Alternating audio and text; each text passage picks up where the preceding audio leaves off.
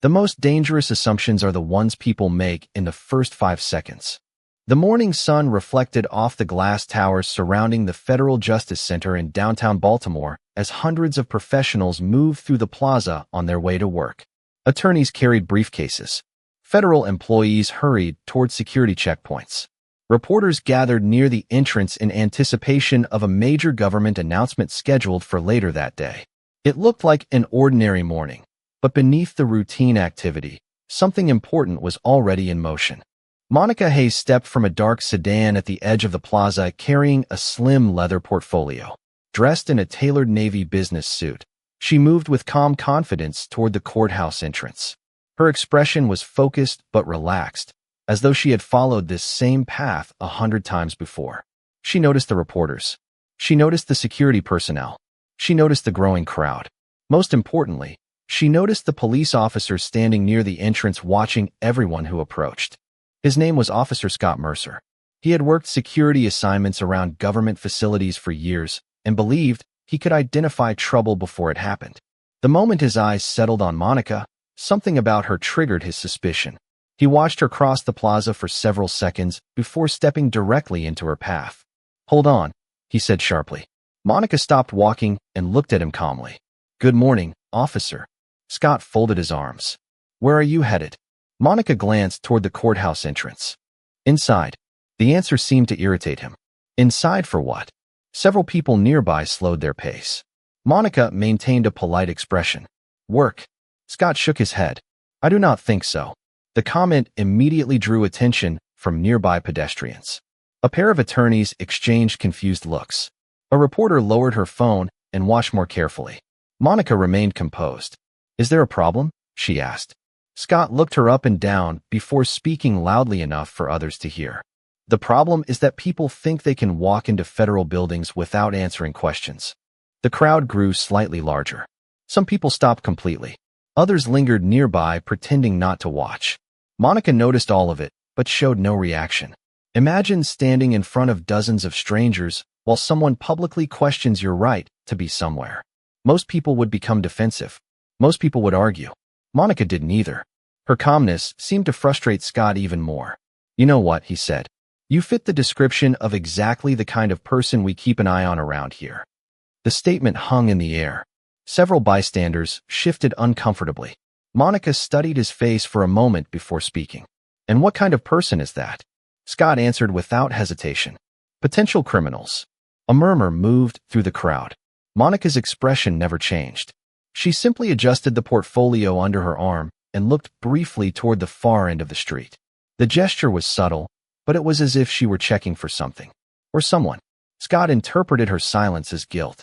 Monica treated it as patience. Neither of them knew that before the morning was over, everyone standing in that plaza would understand how wrong first impressions can be. The uncomfortable silence that followed Scott Mercer's accusation seemed to stretch across the entire plaza. People continued moving through the Federal Justice Center entrance, but fewer and fewer of them were focused on their own schedules. More eyes drifted toward Monica Hayes. More conversations faded. The morning had suddenly become far more interesting than anyone expected. Scott appeared satisfied with the attention. In his mind, he was simply doing his job. Monica, however, looked almost completely unaffected by the growing audience. She neither defended herself nor challenged him. She simply stood there with the same calm expression that had unsettled him from the beginning. "You do not seem very concerned," Scott said. Monica glanced toward him. "Should I be?" The answer caught him off guard. He expected nervousness. He expected excuses. Instead, her voice carried the quiet confidence of someone who saw the situation very differently.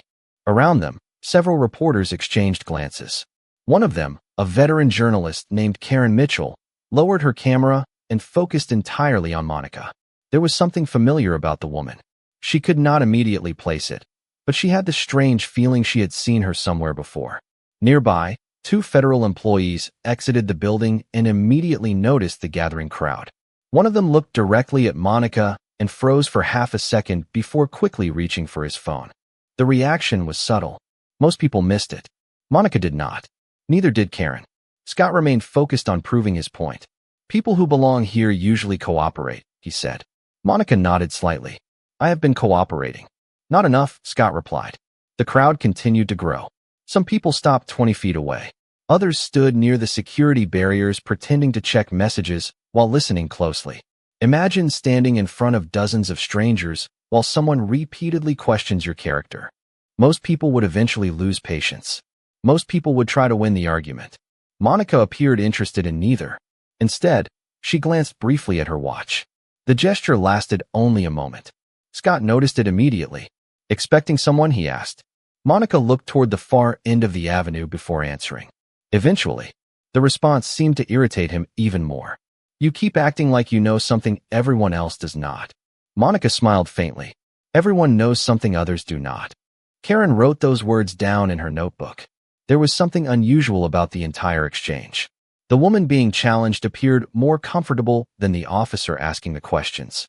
Across the plaza, the federal employee who had made the phone call lowered his device and looked visibly relieved. A second employee emerged from the building moments later and quietly scanned the area. Then another. Small details, easy to overlook. Yet together they created a feeling that something larger was unfolding behind the scenes. Scott did not notice any of it. His attention remained fixed on Monica. Let me make this simple, he said. I think you are hiding something. Monica looked directly into his eyes. Everyone is hiding something, officer. The difference is whether the truth eventually comes looking for it. For the first time, several people in the crowd reacted audibly. The statement lingered in the air. And somewhere beyond the surrounding buildings, almost too distant to identify, the low sound of approaching engines began to echo through the streets. The distant sound of engines grew slightly louder, though most people in the plaza still paid little attention to it. Washington and Baltimore streets were filled with government vehicles every day. There was nothing unusual about traffic. Yet Monica Hayes seemed aware of the sound in a way that nobody else was. Her eyes briefly moved toward the far end of the avenue before returning to Officer Scott Mercer. That small glance did not escape Karen Mitchell, who had spent years observing people during high-pressure situations. The more she watched Monica, the more convinced she became that this woman was not reacting to events. She was waiting for them. Scott, however, interpreted Monica's composure very differently. To him, her calmness looked like arrogance. The less she argued, the more determined he became to prove he was right. You still have not given me a good reason for being here, he said. Monica adjusted the portfolio beneath her arm. I already told you. I am here for work. Scott shook his head. That answer keeps getting less believable. A few people in the crowd exchanged uncomfortable looks. Even those who had initially assumed Scott was simply being cautious were beginning to question the situation. Monica had remained polite from the beginning. She had not raised her voice. She had not challenged his authority. Yet the confrontation continued. Imagine standing in front of dozens of strangers while someone keeps demanding explanations you know will become unnecessary in a matter of minutes. Most people would reveal everything just to end the conversation. Monica seemed perfectly willing to wait.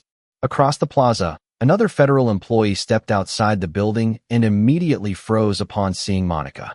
The reaction lasted only a moment before he quickly walked toward a colleague and whispered something. Both individuals turned toward Monica. Then they turned toward the street. Karen noticed that too. The pattern was becoming difficult to ignore. People who appeared connected to the federal building kept recognizing Monica. None of them approached her.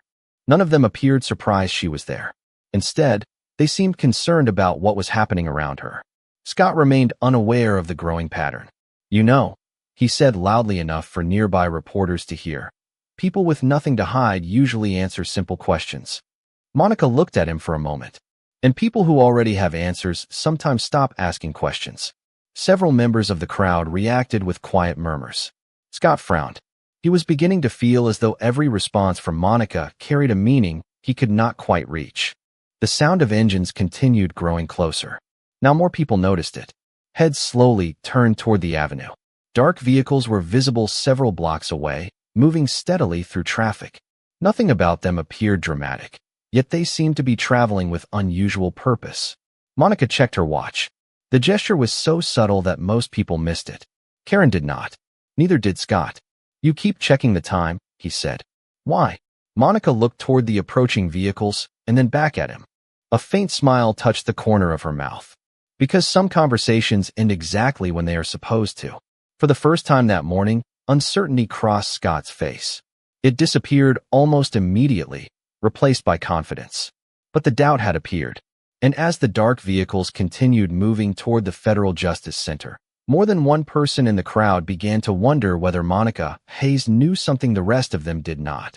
The dark vehicles finally turned onto the street leading directly toward the Federal Justice Center, and the effect on the crowd was immediate. Conversation slowed. People stopped walking. Reporters shifted position for a better view. Nobody knew exactly why the arrival felt important, but the atmosphere had changed.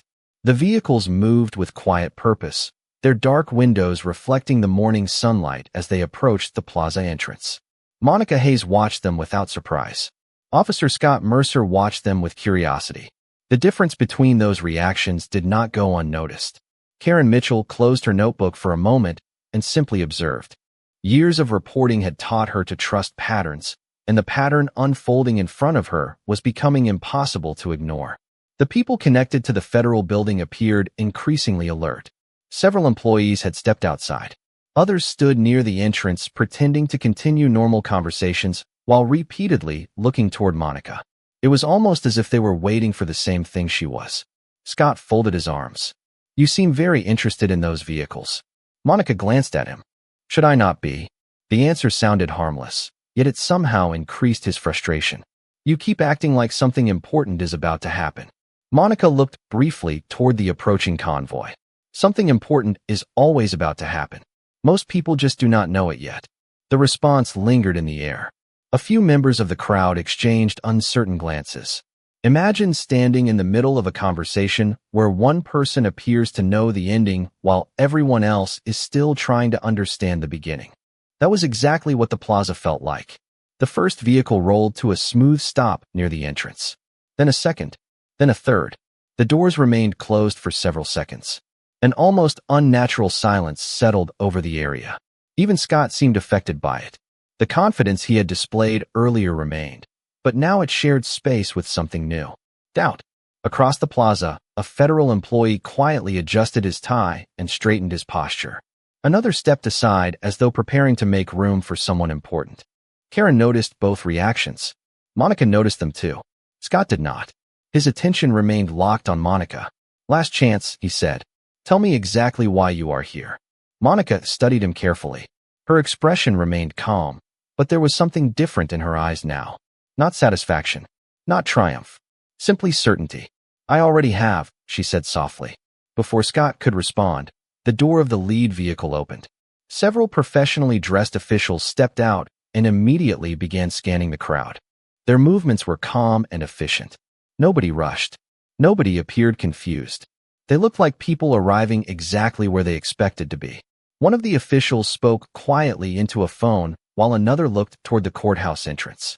Then a third official turned and looked directly toward Monica. The recognition was instant. It lasted less than a second, but everyone nearby saw it. The official did not appear surprised to see her.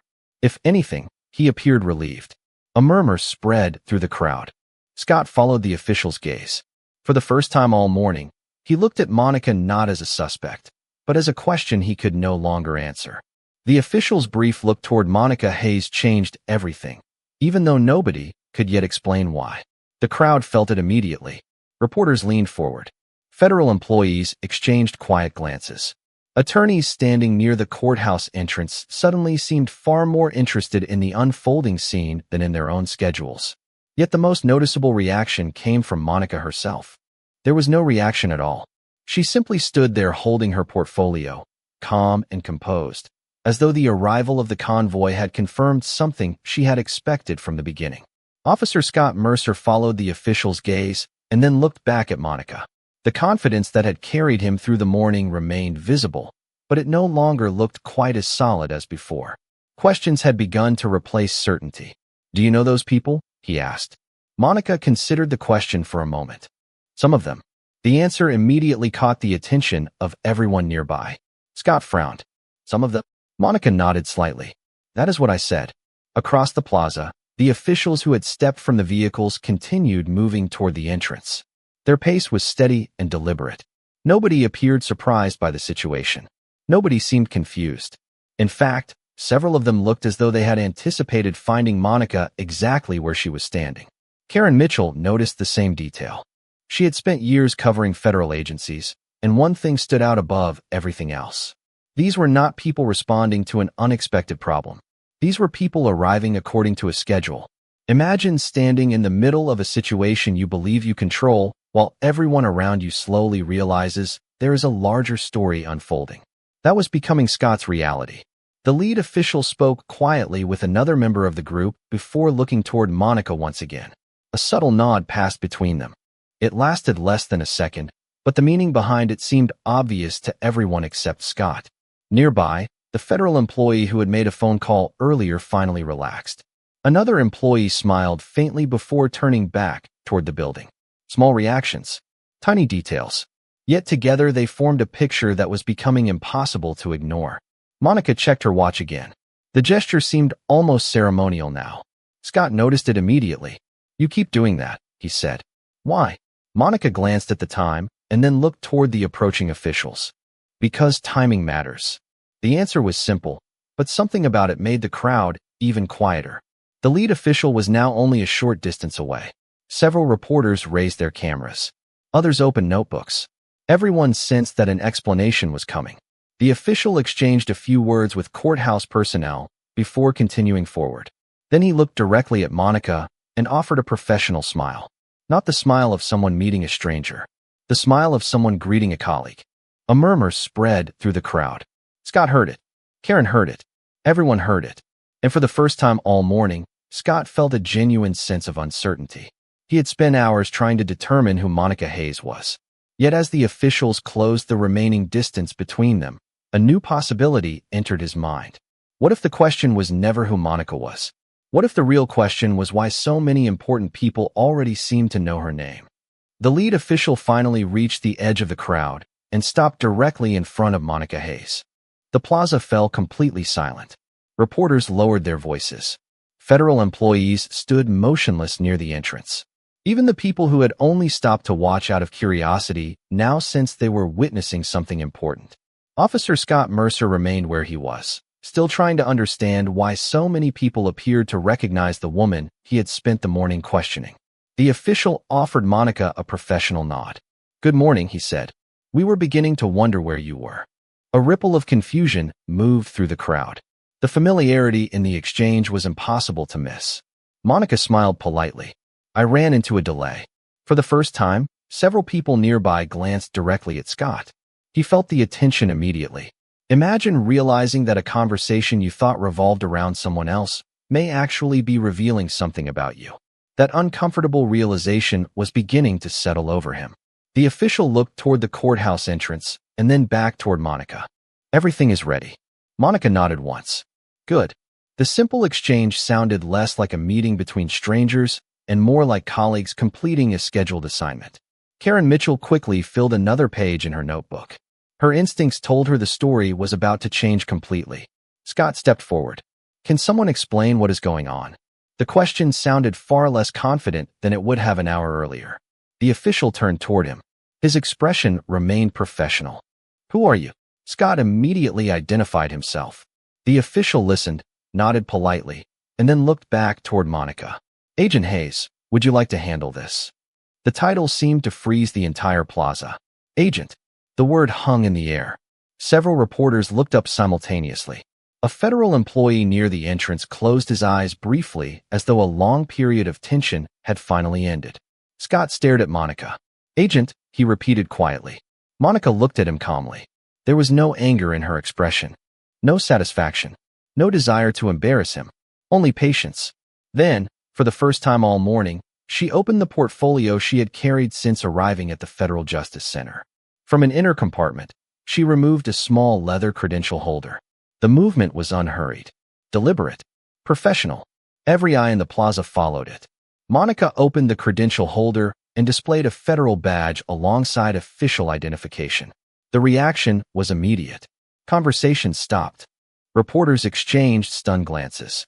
Several members of the crowd visibly straightened their posture. Scott felt his stomach tighten. The woman he had publicly labeled a potential criminal was not a suspect.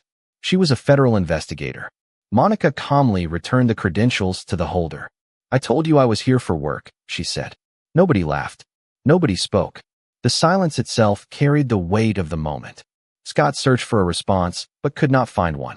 Every assumption he had made that morning suddenly seemed fragile. Around them, the arriving officials appeared completely unsurprised by the revelation. In fact, they looked relieved that the truth was finally visible to everyone else. Yet as shocking as the badge reveal was, Monica's calm expression suggested something even bigger remained unsaid.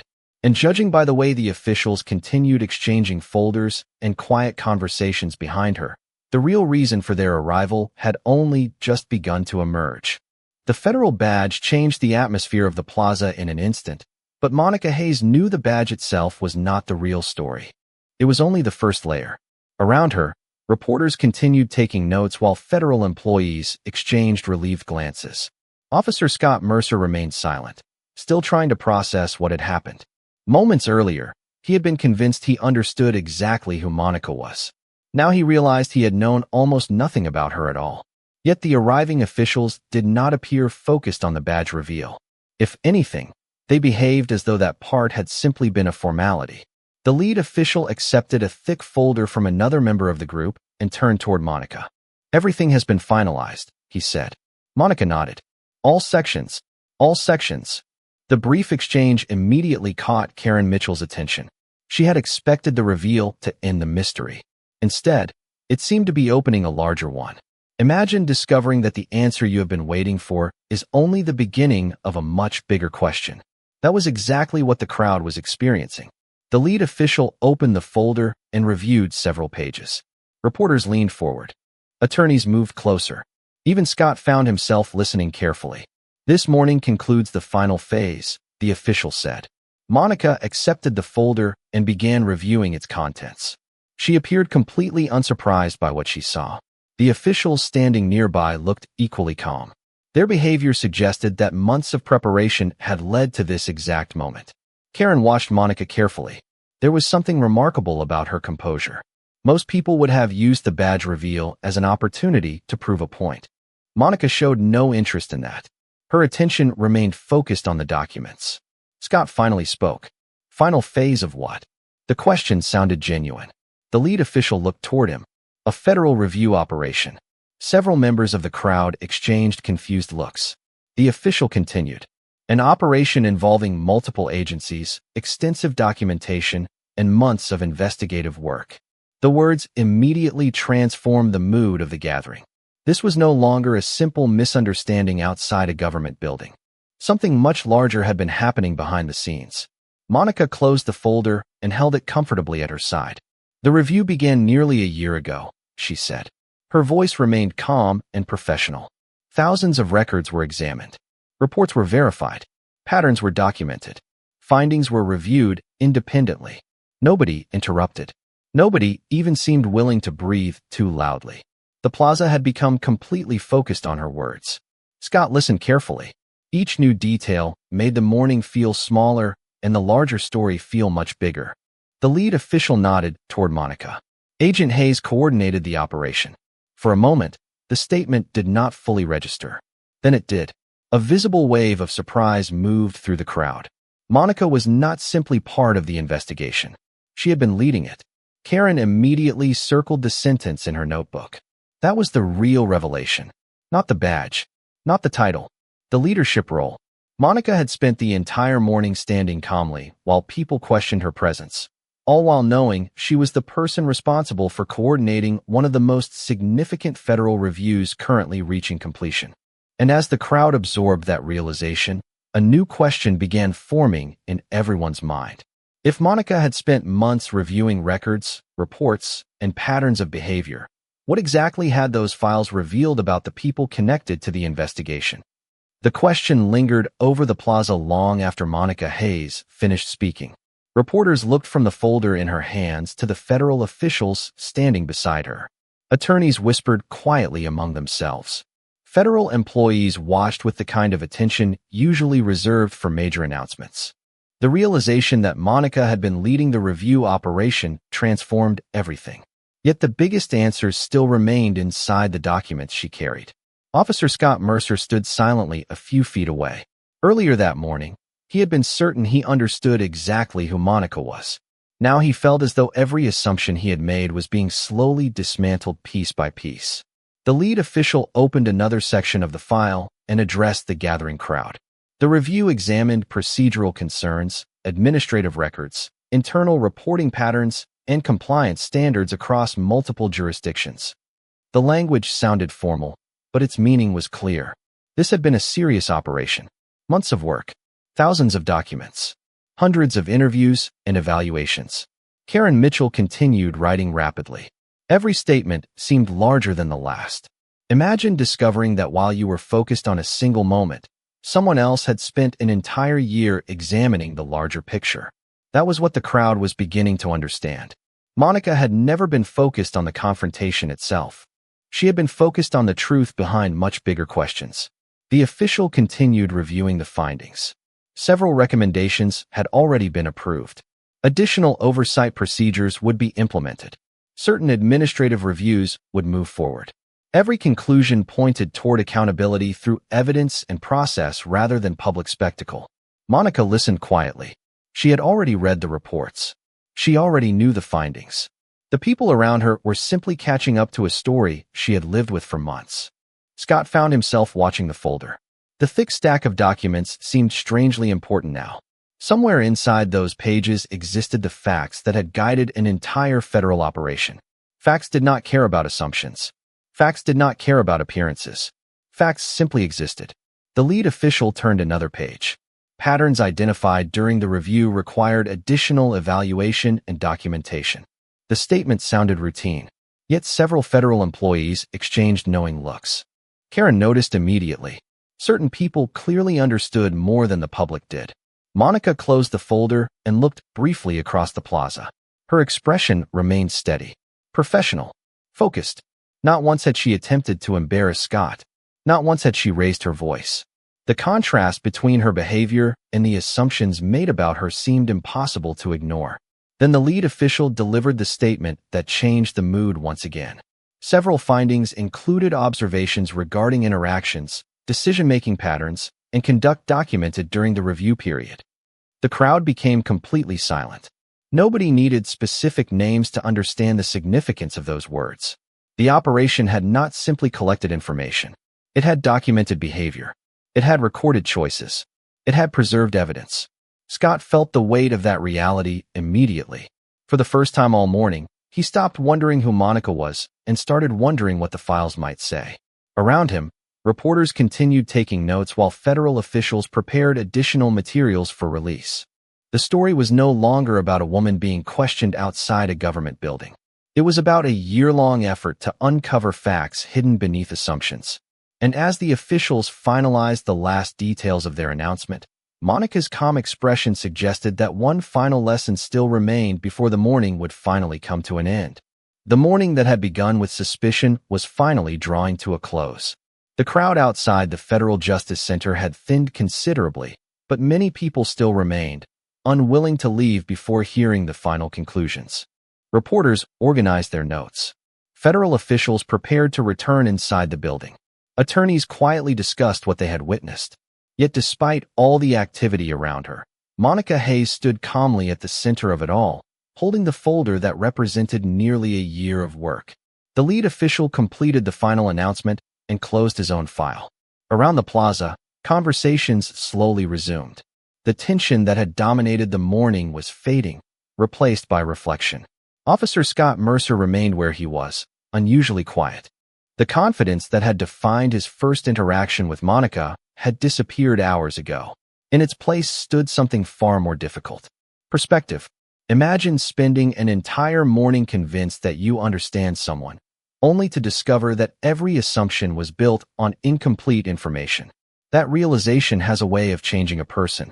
Scott looked toward Monica as she prepared to leave. For the first time, he saw her without the filter of his own expectations. He did not see a stranger. He did not see a suspect. He saw a professional who had spent months pursuing facts while remaining composed in the face of public judgment.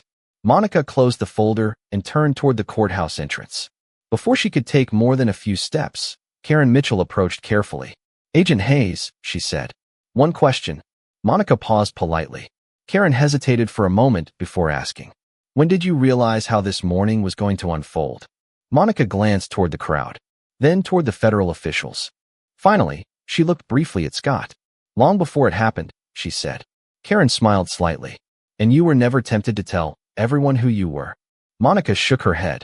People reveal what they believe long before they learn the facts. Sometimes that matters. The answer spread quietly through the crowd. Several people nodded. Others looked thoughtful. Scott lowered his eyes for a moment. He understood exactly what she meant. Throughout the entire morning, Monica had never needed to prove her worth. The truth had done that on its own. Around them, federal employees began returning to work. Reporters headed toward their vehicles. The courthouse entrance once again filled with the normal rhythm of daily business. Life moved forward. Yet something about the morning would remain with everyone who witnessed it. Monica adjusted the folder beneath her arm and prepared to leave. Then she stopped and looked back one final time. Her voice was calm. A badge does not create character. It only reveals responsibility. Nobody spoke. Nobody needed to. The lesson was already clear. Monica turned and walked toward the entrance of the Federal Justice Center. The doors opened, then closed behind her. Scott remained standing in the plaza for another moment, watching the building where she had disappeared. The files, the investigation, the badge, and the federal operation had all revealed important truths. But the most important truth required none of those things. Respect should never depend on discovering someone's title. As the afternoon sunlight reflected across the courthouse glass and the city returned to its normal pace, one final thought lingered in the minds of those who had witnessed everything. He saw a criminal because he looked at appearances. She saw the truth because she looked beyond them.